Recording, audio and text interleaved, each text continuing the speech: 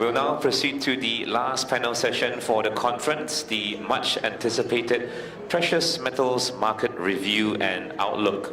And to lead the discussion, I would like to call upon Head of Tokyo Branch, ICBC Standard Bank, Mr. Yuichi Bruce Ikemizu. So he'll be chairing the session.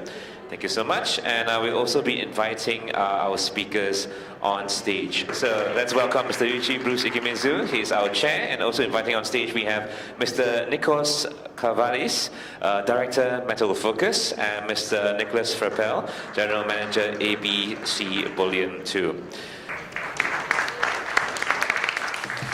Good afternoon, everyone. Thank you very much for being here, all 10 of you.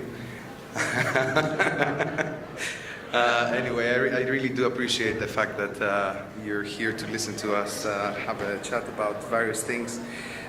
Before I do so, I'd like to thank the organizers for hosting yet another wonderful event. The SBMA, of course, and in particular Albert for once again being so kind to invite me to talk about what we see in the world. For those of you who don't know me, I'm Nikos Kavalis, one of the directors and founding members of Metals Focus, the precious metals research consultancy. There we go. This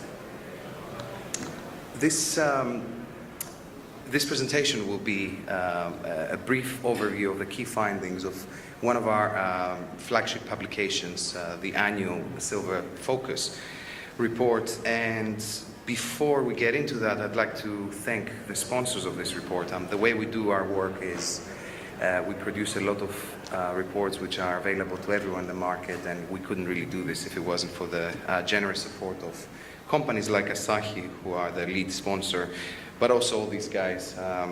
We're very grateful for their continued support. So let's get to it.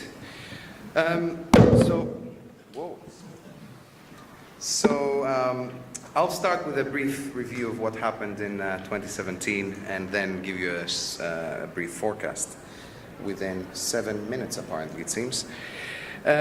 So first of all, last year we had quite an unexpected and quite sharp decline in global mine production. We had a 9% drop in primary silver output, 6% overall, and that was the main reason why, as you can see on this chart, we have a 5% decline in overall supply. The main reason behind these declines in mine production were unexpected stoppages and, in some cases, lower than expected output. The single biggest driver of it was Escobal stopping in the second half of the year in Guatemala. That alone accounts for more than 300 tons of the loss that we saw last year. And that's Escobal is a primary mine, but we also saw some pretty sharp declines in copper byproduct as well as lead zinc byproduct output.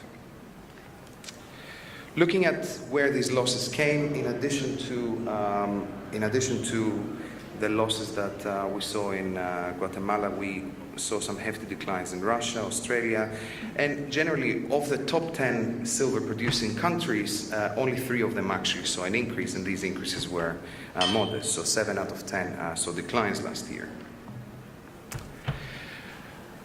Moving to the health of the mining industry, in other words, where silver miners doing okay last year, actually they continue to be in pretty decent health. So this was by no means the reason why we saw losses. In fact, cash costs, surprisingly, were down by nearly 10% year on year. And this is in spite of the fact that we had rising, let's say, weakening dollar, and as a result, rising local silver-producing currencies. The main reason behind this was higher lead zinc, in particular, credits. A lot of the primary producers have a lot of lead zinc credits in their in the raw material they produce, and as lead zinc prices were healthier, this resulted in a bump in a boost in their profitability, shall we say. Having said this, when we look at the world from an all-in sustaining cost perspective, you can actually see that after quite a few years of consecutive declines, we're starting to see costs creeping up. So in all-in sustaining cost terms, we actually saw an increase of 4% last year. The principal driver of this was the weakness of the US dollar, but as also there was some contribution from capital expenditure being now essential after having been postponed for a few years, and particularly during the 2014-2015 challenging times. Moving to demand. First, the good news. Industrial demand had a bumper year. It was up by 5%, which is an exceptionally strong growth because usually industrial offtake is a steady increase or a steady decline depending on the application. But last year we had a very, very strong year.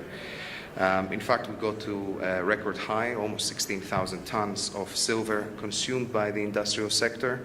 And there were three main drivers behind this. First of all, the solar sector continues to be extremely strong. And last year we had exceptionally strong growth in installations, but also overproduction by cell makers. And there were also some increases in inventories across the whole supply chain for raw materials.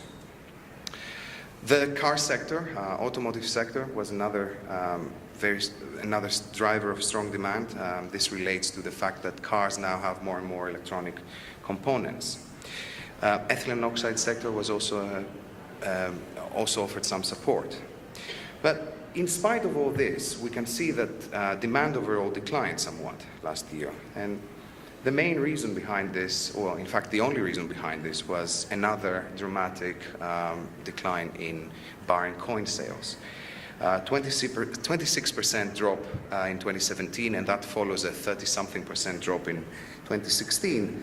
And we really saw losses across the board, the only exception being India, but that came from an exceptionally low base.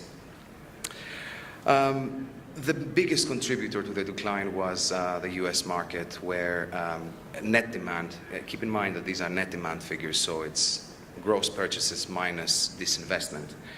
But net demand in the US fell significantly. The reasons behind this were quite straightforward. First of all, the lack of price action.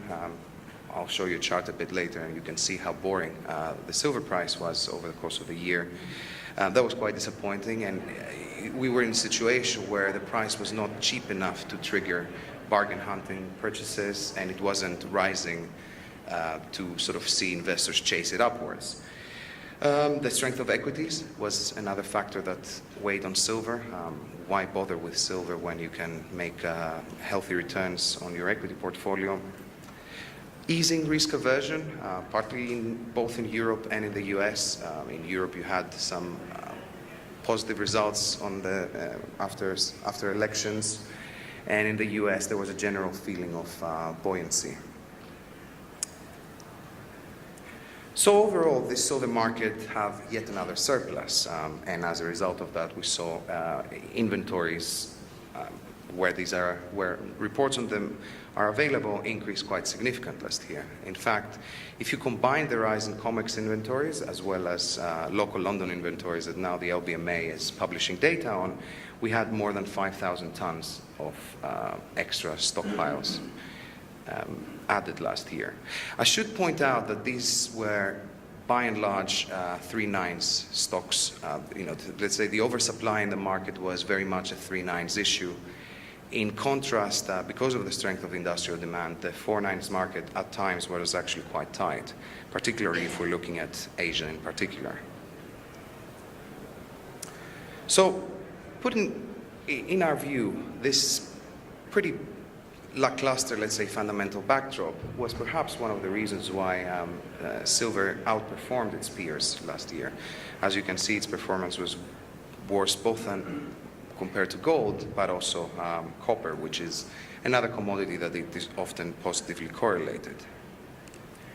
And when we look at silver in other currencies, so not dollar prices, you can actually see that the decline, the price fared even worse than the dollar-denominated price. So let's move to having a bit of a look at what we expect for the future. Starting with supply, we see a small rebound, but I need to put a health warning here that it really all depends on Escondida. The license has been reinstated in theory, but there are some legal issues to overcome. Our base case assumption is that it kicks off again the second half of the year, which drives this modest increase. Now, if this doesn't happen, then we're looking at another negative year for global supply. On the demand side, we see no further losses in investment. We think the market will calm down now. However, we have our forecasts see a dramatic slowdown in industrial demand, and this is partly a legacy of the overproduction in solar cells that I mentioned earlier, and also the fact that the market is a little bit calmer than it was in previous years. So putting everything together, unfortunately, there's another year of oversupply for the silver market.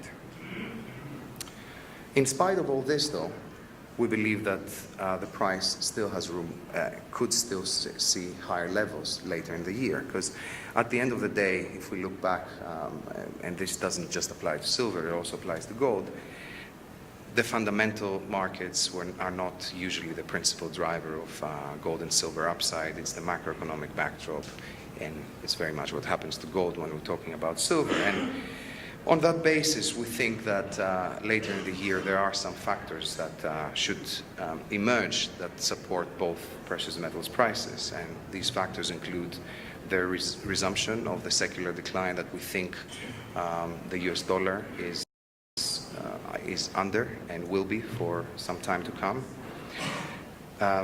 Perhaps a return of volatility to equity markets and some more sustained corrections. And all this supported by the fact that we're still very much in a negative interest rate environment across most key currencies. And with this, somehow my time has gone up to 2 minutes. Oh no, that's going backwards. And with this, I've only overrun by 2 minutes and 30 seconds, so thank you very much for your attention. Thanks, Albert, for not telling me I only had 8 minutes. Thank you very much, Mr. Nikos Kavalis. Thank you. And now, ladies and gentlemen, I'd like to invite Mr. Nicholas Frappell to present his views on the global gold. Thank you very much. Firstly, I'd like to thank the SPMA for asking me here to talk about the gold market. I'm going to talk about macro price drivers, review the recent past, try to project forward a little bit in US dollar terms, and finally, I've been asked to give a brief overview of gold and a short selection of APAC currencies. Not all of them, because that would be crazy. Now, factors driving the gold price. I want to isolate 3 factors of importance. And they're namely US debt levels, the US dollar, and real interest rates. The growth of US debt is strongly connected with the development of the gold price. Regression shows that 2x is a strong explanatory variable for macro price developments. The R-squared value that I draw attention to in these slides is actually pretty informative. It's the coefficient of determination. I know you talk about this all the time over at dinner parties. It's the coefficient of determination, and what it's saying here is, for example, if gold and inflation-linked bond yields, real interest rate, it's basically saying that 80% of the gold variation in the gold price can be explained by movements in that yield. Real interest rates are also, well, the US dollar, which I express here as the DXY or dollar index, factors that tend to encourage dollar strength, encourage gold weakness, and vice versa. Real interest rates, again, powerfully connected with gold's long-term performance. And to remind you, real interest rates are the headline interest rate minus inflation.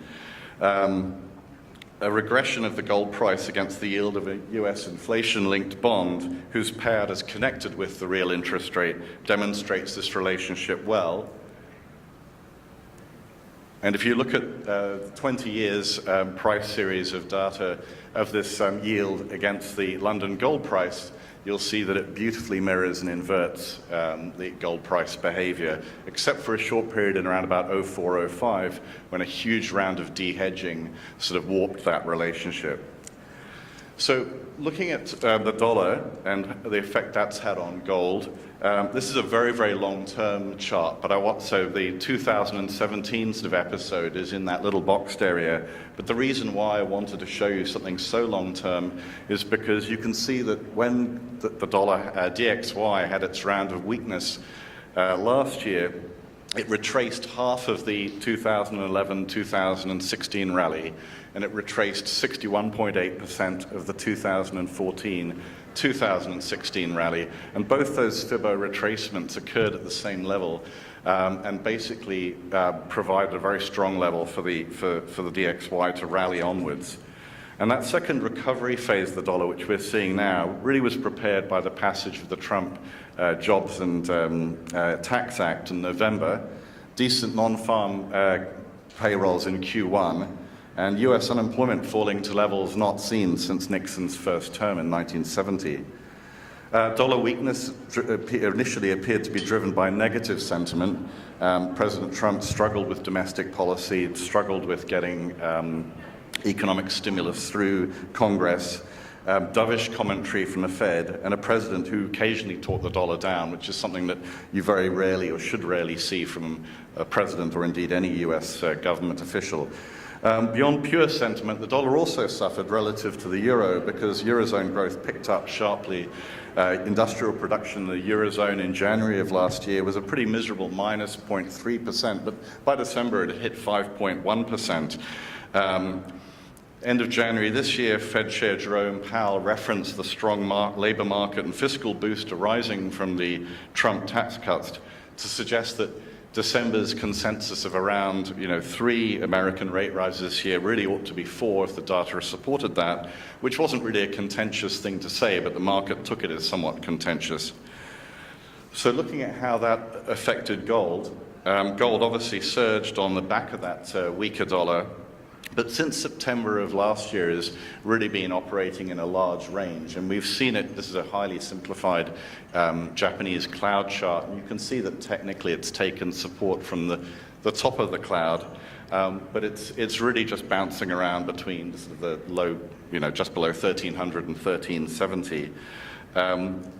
Recent investor behavior, looking at where gold managed money positioning, which I like to look at as just sort of, a proxy for all speculative behavior. We saw a reduction of about an 8 million troy ounce reduction of managed money longs, and to mid-May, managed money gross shorts shot up to 8.5 million as bears sort of sensed the downside potential for gold. And interestingly enough, the ratio of longs to shorts is about as low as it gets. Historically, and I suspect that might actually be quite bullish for gold in the short term. The shorts stacked on pretty much most of those longs around about the 1325 level on COMEX, so that's their, you can kind of have an idea of their pain point if the price does rally. So that takes us roughly to now. What about the outlook for gold? Let's start with the dollar. I think it seems to most people that the US dollar is still benefiting from a number of factors. Monetarily, America is still ahead of the rest of the pack in terms of the tightening schedule. Secondly, the data that looked promising for the Eurozone in 2017 has rolled over in 2018, with ZEW Eurozone expectations for economic growth dropping sharply since January. And Eurostat industrial production easing back, although still fundamentally in an upwards trend. Also, the onset of what we can call QT, or quantitative tightening, and the unwinding of QE will be dollar-friendly, initially at least. So short and medium term, my assessment is that gold will face and continue to face a headwind from a rising dollar. But if you look beyond the upcoming round of, or anticipated round of short-term interest rate rises, there are actually some pretty good reasons to be positive for gold in dollar terms. Firstly, the long-term effect of the Trump tax cuts and the sort of fiscal boost around those suggests higher consumption, leading to a larger US current account deficit. And the fundamentals around that will be to push down the dollar in the longer term and reduce the struggle that gold faces from that source. The tax cuts also increase the US budget deficit owing to the unfunded nature of the tax cuts and the unfunded nature of the fiscal boost. US debt is on a positive trajectory, and as we know from some of the factors that we discussed earlier, that's actually gold positive. Indeed, the US Treasury estimates that between January of this year and the end of this month, US debt will increase by $617 billion to around $21.1 trillion. And that, given that we expect most of these tax cuts to remain in place and no serious political will to undo them, you're looking at sort of 10 years ahead, you're looking at $30 trillion, which is, worrying. Anyway, this implies, if I stick to the time allotted to me by Albert, this implies that the debt will increase by about $54 million just as I wander around the stage. Additionally, the unwind of Fed bond buying will increase the supply of US fixed income assets and government debt and mortgage-backed securities, just at a time really when overseas buyers are showing signs of increased reluctance to take on that paper. The Fed won't be selling that stuff into the market, it'll be allowing it to mature off its balance sheet. But what will happen is that obviously the US Treasury has to sell more debt in order to fund the maturity repayments that it owes the Fed. And removing the Fed as the buyer of first resort is clearly slightly alarming. We estimate about US dollar $420 billion of paper hitting the market in 2018, and another $600 billion each year after that, until hopefully the Fed achieves a sort of a new normal of its balance sheet. It won't be the balance sheet it had 7 or 8 years ago. It'll be something bigger, but it'll be sort of approaching normality. And this is a potentially dangerous moment for the US economy and the world economy, effectively, as the Fed is trying to carefully normalize its balance sheet and also raise short-term interest rates in the midst of a powerful spending boost late in the economic cycle. So this is like a double tightening, but actually it's referring to what Dr. Fisher said on Monday, it's kind of a triple tightening, because we're seeing this at the same time as the world banking sector is having to face more onerous restrictions on asset creation. So the key points here are the inexorable rise in US debt and the potential for asset market volatility in debt, currency, and equity markets as the Fed tries to navigate its way through a policy minefield. Lastly, real interest rates. I mean, this is a massive topic all by itself, but the outlook for real rates really remains subdued in the long run. The global savings glut referenced by Ben Bernanke continues to be a fact of life. The corporate sector in the US has $1.9 trillion in cash balances as of November last year. I think as of June last year, Europe, Middle East, and Africa cash balances are about 1.1 trillion, and I didn't even get round to looking at Japan, but I don't think they're short of cash. And also, global investment and capital formation has been a long-term declining trend for quite a while now. The arrival of China and Brazil and the sort of BRICS, that hasn't really changed that. And it's not entirely clear why that's the case, but new businesses and new industrial sectors don't seem to require the same capital formation they did 20 or 30 years ago. So moving quickly on to US foreign policy, we all know about the sort of mercurial behavior of the US president. One thing that there are two things that I suppose I'd point out as consequences in the here and now of US foreign policy. Deciding to reimpose sanctions on Iran at a time of a rising crude demand and declining crude inventory, not surprisingly led to higher crude prices.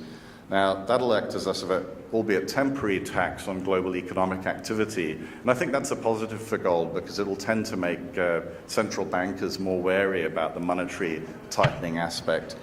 It also has a more worrying impact on Asian economies, because Asian energy intensity is significantly higher than the Eurozone, which itself is higher than the US, which is possibly the least affected by higher crude prices at this moment. The other dimension of American sort of unilateralism is that trade disputes, which I'd kind of been rather sanguine about until 2 weeks ago, but it seems like they want to go hell for leather with these. They have the potential to disrupt supply chains, raise prices and lower output, and have disruptive and volatile impact on asset markets. And again, I think that's something which is positive for gold.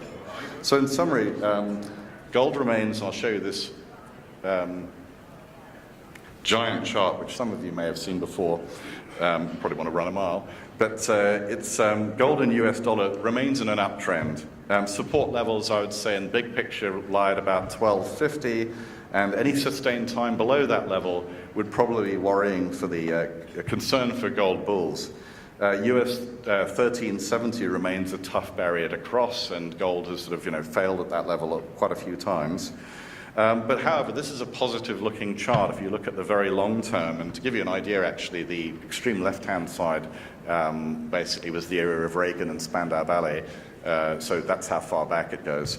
But upside targets here, the first target is 1455, and if you outsource the probability of gold reaching that level, it's about 1 in 4, according to the world, so a gold option market, and 1590 is about 1 in 8 probability of it being reached within this year. So not highly likely, but that gives you a sense of where sort of the markets are sort of pricing these probabilities. So I'm just going to finish off by addressing gold's outlook in a few APAC, Asia-Pacific currencies. And I'm going to start with the Aussie dollar and go on Thai baht, VND, Singapore dollar, and Indonesian rupiah. The Aussie dollar has been softening lately. Partly it does remain out of step in terms of the tightening cycle, and partly because the housing boom appears to be moderating. We've got minimal real wage growth there, and that leads to weaker consumption. I don't expect the Aussie to be particularly weak. There seems to be good support around 71 and 72, and if the housing market does take a bit of a turn, then probably 68. So I think that the outlook for gold in Australian dollar terms is fairly positive, with support, big picture support at 1650, and a good chance of a return to test this of 1800, 1820 level if you think that the overall thesis that gold remains in a bull market holds true. Before moving on to the other APAC currencies, the economics suggests fairly stable outlook for these APAC currencies, but the charts tend to suggest that gold will perform quite well. And since charts are rather a measure of gold, of activity in local currencies and genuine trades in the gold market, I tend to think that there's a lot to be said for them rather than just mere opinion. So the Thai baht, gold and Thai baht, well, the Thai baht has been supported by strong export demand and decent capital inflows, and that looks likely to continue. The risk for the Thai baht is, they've got quite a large trade surplus with America, so I'm sure they're on the Trump radar. And, obviously trade could be a serious disruption to that economy. But I think that the Thai economy will respond well to extra demand that's coming out of the US. So I think gold and Thai baht will remain fairly steady, but we do see some pretty nice upside price targets there on that chart. And obviously, this chart, this presentation will be available later if you want to sort of peer a little bit more closely at that. The Vietnamese dong, which has been extremely stable recently, should remain supported through 2018. The government is going through a privatization program that's anticipated to bring in stronger FDI, foreign currency inflows, as overseas investors seek to buy some of those companies. So I think the VND will remain fairly firm, and it should. Gold and VND, if it does weaken, should find support around the 28 million mark in the event of a decline, with your long-term outlook suggesting a cycle back to the 34 million level. So sorry, it'd help you if you had a chart to look at there. So the gold in Singapore dollars. Singapore dollars is likely to strengthen again this year. The Monetary Authority of Singapore has allowed the slope, or has communicated that the slope of the nominal effective exchange rate for the Singapore dollar is going to steepen, and that approximates to a slight tightening of local monetary conditions, which is completely to be expected given the strong performance of the local economy. Interestingly, or fairly interestingly, the Monetary Authority of Singapore doesn't use interest rate tools like other central banks. It just operates entire monetary policy through the Singapore dollar. with only 2 meetings a year, so somewhat opaque. But look, all other things being equal, gold in Singapore dollars terms, I expect it to probably weaken slightly this year, barring a trade dispute, with key support around about Singapore dollar gold, 1720. So finally, the Indonesian rupiah. After a litany of fairly stable sounding currencies, it's good to come across one that looks set to weaken and set to perform strongly in gold terms. Look, the Indonesian economy has large twin deficits and a quite substantial overseas debt, so the rupiah is expected to weaken and see support around about the 17.5 million level, but could swing up to attempt fresh highs around 18.5 million. In summary, in terms of Asia Pacific, the main risks here are trade disputes, a resurgent dollar putting the squeeze on a lot of recent US debt issuance by local companies. But I would say that if you discount the current round of tightening and the fairly coordinated global growth, the outlook for gold in the medium and longer term is still positive. If you look at the growth in debt, if you look at the continuation of low real interest rates, and huge uncertainty around trade and other local sort of risk factors. And when you put that in the context of very richly priced debt and equity markets, gold has clearly a positive outlook and a very, very key role to play as a risk mitigant in these markets. So thank you very much indeed for your attention. And now we move towards platinum. I'd like to invite Mr. Yuichi Bruce Ikemizu to share his global platinum market views. Let's welcome him. First of all, I have to thank you that SBMA that invited me again this year. Actually, I didn't notice that I was invited until last month. I didn't read the emails, and Tokyo Commodity Exchange people called me and asked me about this conference. And I said, well, probably I'm not going this year. And then they were very shocked, but your name is on the list, on the program. So I was, what? So I found out that about a month ago, and again, I came here. And this year, I'm seeing the participants. I'm a little bit sad because I'm from Tokyo and there are not many participants from Japan. I say SBMA should do more marketing to the Japanese market because this is a very good chance to catch up with the Southeast Asia, especially Southeast Asian, precious metals people. There's no other alternatives for this. Well, this year, again, last year I spoke about PGM, and this year, again, I'm going to speak about PGMs. And platinum market, let me start with platinum market. As while you are professional, you know very well, but platinum market stayed in a very lackluster range of 900 to 1,050. Let me see the chart here. Yeah, last 2 years. I would say platinum and probably silver is a loser of the precious metal among the precious metals. Winner clearly is gold and palladium. But if you look at the platinum market, there's a very, very, let me see, this is palladium. Bearish factors, only the bearish factors you can notice. First of all, supply and demand is pretty much stayed balanced for last several years. And the second is that the Volkswagen diesel problem in 2015 encouraged people, European people especially, to switch from the diesel cars to the gasoline engine cars.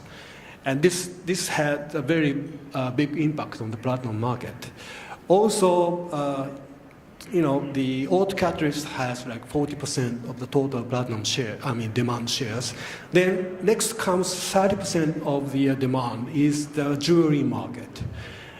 China has like 80% shares of the jewelry market demand in the platinum, but it's not really strong at all. So this is another weak bearish factor as well. And you can, and we have the weak South African land, which prompts the South African producers to sell platinum in South African land, of course. But among all, I think, personally, the biggest reason that platinum didn't perform very well last couple of years is that the investment demand is very small, becoming smaller, I would say. And the reason for that is really the gold. Investors buy gold in this, very, very turmoil situation with the Trump administration. And people buy gold, but investors don't buy platinum. That's, I think, is the biggest reason that platinum, reversed its relationship with gold about 3.5 years ago, and now platinum is $400 discount to gold. If you look at the ETF's quantity, the gold ETF is like 2,300, about 30 tons at the moment. And if you look at platinum, it's only like 75 to 79 tons, so which is like 1/30 of the gold amount. So that tells you that the investors' interest into gold and not into platinum. So I think personally the biggest reason that platinum is underperforming gold is the investors' interest. So if you think about those factors, I cannot be very bullish over the platinum for coming several years, at least as long as Trump administration is in charge in the US. But I read the Metals Focus report of platinum. The production cost, they say, is $909. And I think there's not much bullish factors, but the downside is also limited. Probably below 900, 850, something like that is the lowest we could go. This is, the production cost doesn't really doesn't always support the market. But I don't really think that the prices below production cost continues for like 2-3 years. That's too much. So I think the downside is limited. Also, but upside also, it's all, I guess, depends on the gold price movement. If the gold price goes up to $1,400, then platinum easily goes to $1,000. So it all depends on the gold, the futures of platinum.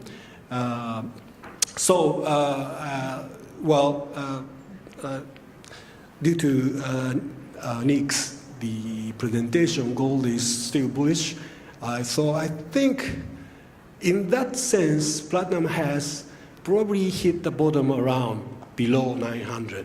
And if anything, I think like coming 1-2 years, platinum would stay around here, $900 to $1,000 per ounce. And if gold will go up much further, then platinum could go up with the gold. That's what I think about platinum for the coming years. And then, let me see, I don't have much time. Palladium is really the very good contrast against platinum. It's very strong. At least last 6 years, the deficit of supply and demand is continuing, and it expects to be bigger from here. So I think palladium overtook platinum last year, September, and it is still around the same level, but I think its coming years the gap could be widened. Some people say platinum might be substituted for the palladium used in the catalyst for the gasoline cars, but I spoke to some of those catalyst companies, people in Japan, and they say it's not that easy to just switch to palladium line to the platinum line. It might at least take a couple of years to do that. And to justify that move, palladium has to be much, much higher than platinum, so that automobile makers decide to go palladium. So I think at least 2-3 years, palladium's premium over platinum continues, and I would really recommend investors to buy palladium than platinum. So that's my presentation, very simple and straight. We're going to move to panel discussion, I think. Thank you very much. First of all, the question to Nick. You haven't touched the geopolitical matters. I mean, you talked about the financials and everything, but personally, I think the gold price is supported by geopolitical tensions at the moment against the dollar's strength. What do you think about that? I agree with you. The reason why I didn't really talk a lot about geopolitical outlook is because we know it's there and we know it creates uncertainty, and that uncertainty helps to underpin the gold price.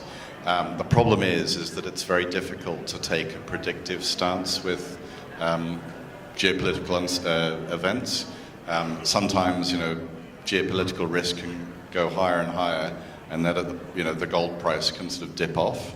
And I wanted to kind of limit the discussion to factors where there was some kind of predictive element or some kind of statistical correlation, if you like. But you're absolutely correct to say that the geopolitical scene is those factors are important and that they are supporting the gold price.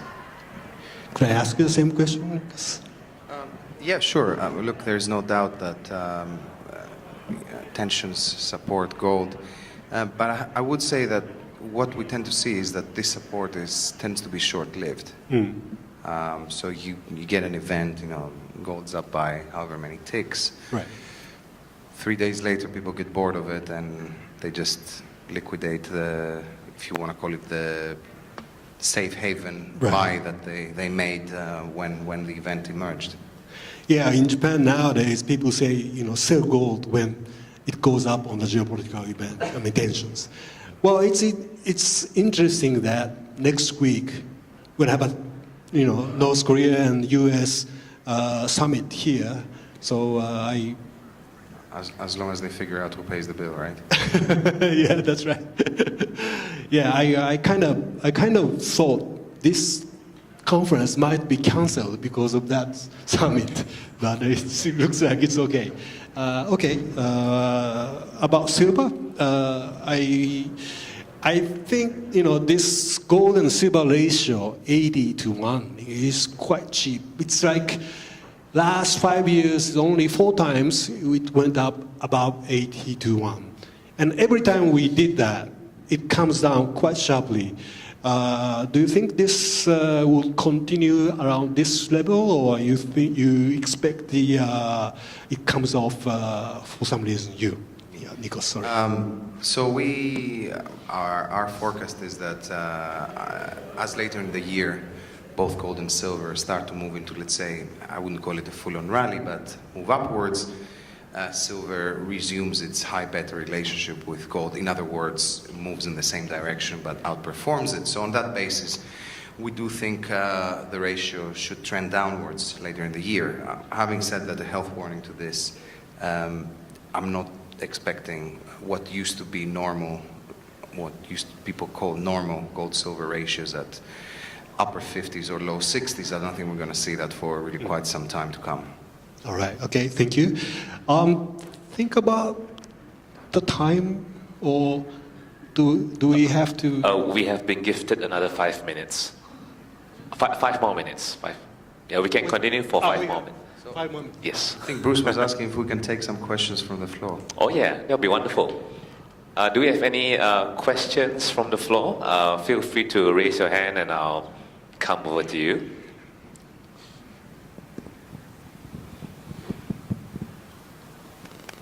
Don't be shy. All right, Albert. I knew you would. Thank you for this global view, but I think, except Nick has mentioned about gold in local currency, but three of you doesn't actually pinpoint your presentation to talk about the price outlook for these three metals or four metals with the mindset of Asia in your mind, that whether Asia going forward, demand or supply or whatever activity in Asia has a contributing or significant contribute to the price outlook in the next 12 months? I mean, we talk about global, but I'd like you to look at Asia, particularly in the event happening in Asia. And no comment? Let's start. Yeah, it's a difficult question to answer in the sort of next 12 months. I think the thing about gold is because there's so much above ground stock. You know, Asia, of course, you know, I think will continue to be a strong source of demand and going forward. But I think we'll see that reflected more in premiums, perhaps, than in you know, great price moves, perhaps. Yeah, well, I don't think any physical demand or supply from Asia would affect the gold price itself. But well, I'm looking at the physical market movements. As you know, that Tokyo is a very unique situation that we've been sellers. We've been shipping out our gold to the other Asian countries. Nick talked about the premium. I mean, premium in Thailand, premium in Singapore, in Southeast Asia is, let's say, like $1, $1 or $2. But Tokyo is always discount. So, which makes very good contrast. And now, I mean, this might not be the answer to your question, but I think even in the same Asian countries, there's very contrast of those flows of the gold, and that's I think is very interesting points of this market. From a silver perspective, look, I think Asia is, you know, including India, has been instrumental in creating this oversupply environment over the past few years, but equally it was instrumental in absorbing a huge amount of silver in the previous few years when silver investment demand was exceptionally strong in India. I mean, the only other, let's say, interesting or special point to make about the silver market in Asia is that I would expect let's say, the tightness of the, let's call it, premium silver bar market that has been in place recently, which is fueled very much by the photovoltaic sector and the fact that they need a special type of purity and only certain brands are acceptable. I suspect that this tightness in the market will probably continue for some time to come. Okay, thank you. One question from floor that why is PT jewelry demand falling even when it is at discount to gold? Maybe I say my opinion. Well, I think especially China, since Chairman Xi has, became the chairman.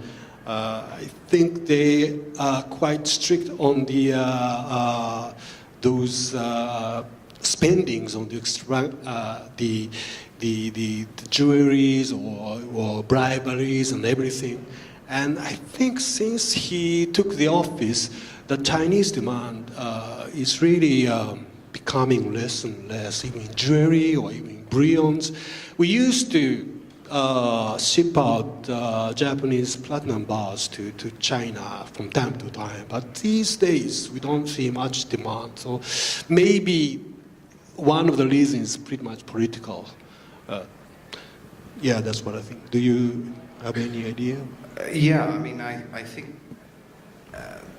maybe the more interesting question is why has gold managed to bottom out and actually start recovering in terms of Chinese jewelry demand, but platinum is still lagging and is still negative territory. And I think probably the biggest driver of this is product portfolio within the platinum sector, and the fact that the gold jewelry industry has actually got its act together and developed product lines that are attractive to the new Chinese consumer, but platinum sector has not quite yet. I mean, still 2/3 of platinum jewelry that you see in China tends to be plain, not particularly exciting designs without a special story behind them.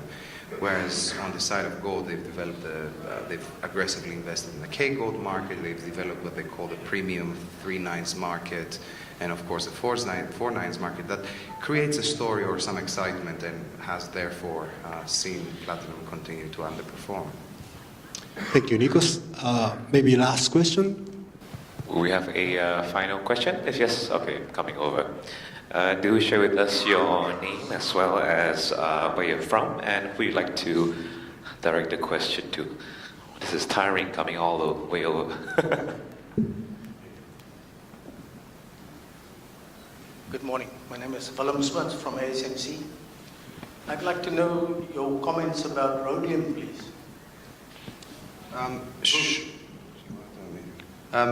What exactly do you mean by our comments about rhodium? So, what's going to happen to the rhodium price going forward? I mean,